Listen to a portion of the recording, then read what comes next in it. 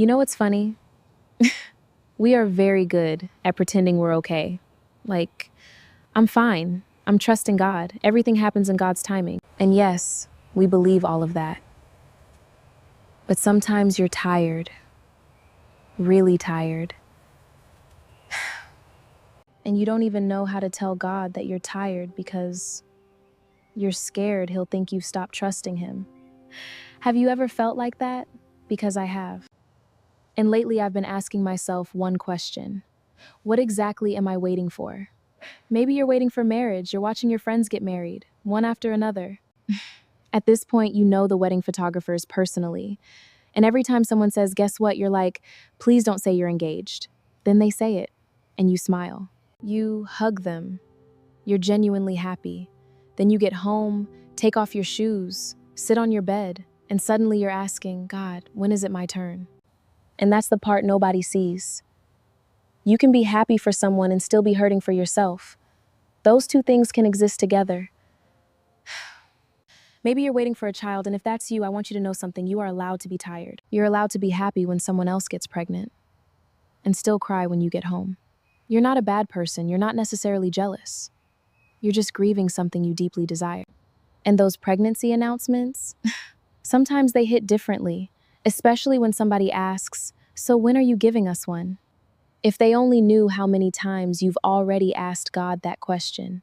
Maybe you're waiting for money. And honestly, this one can humble you. You pray for financial breakthrough, then your phone rings. And instead of thinking, maybe it's an opportunity, You think, who wants money from me now?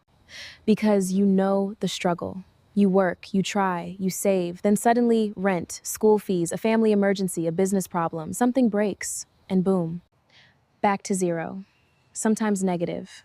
And somebody tells you, just have faith. I have faith. Faith doesn't make the numbers disappear. Maybe you're waiting for a job. You've applied everywhere. You've sent CV after CV. You've prayed. You've fasted. You've refreshed your email so many times that even your phone is tired. And still, nothing. And after a while, you start wondering, maybe I'm the problem. Maybe I'm not good enough. Maybe God has another plea.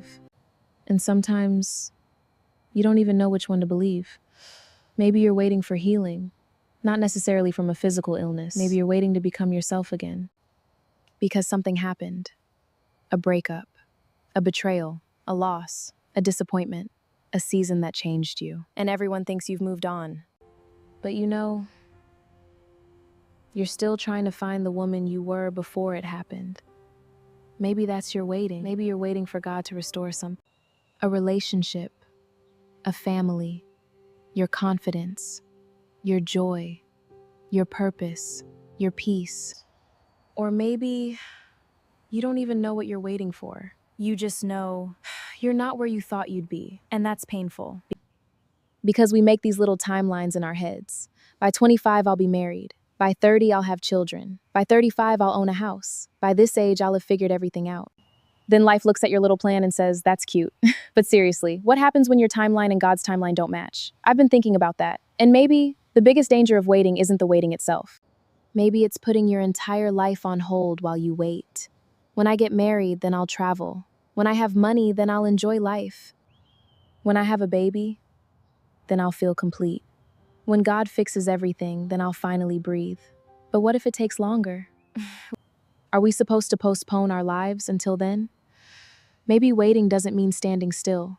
Maybe waiting means living, working, loving, laughing, trying again, going to church, taking yourself out, starting the business, applying for the job, making the phone call, taking the trip, learning something new, and still telling God, I'm trusting you with the part I cannot control.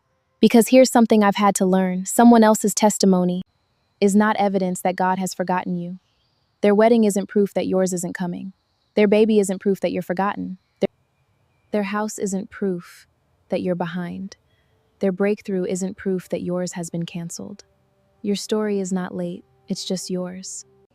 And maybe today, instead of asking, God, when will it happen? We can ask a different question.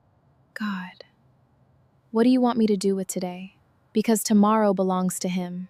The answer belongs to Him. The timing belongs to Him. But today is in your hands. So if you're waiting for marriage, for a baby, for money, for a job, for healing, for restoration, for direction, for your family to change, for your prayer to finally become a testimony, please don't confuse silence with abandonment. God being quiet doesn't mean God is gone. And if nobody has told you this lately, you're allowed to be tired.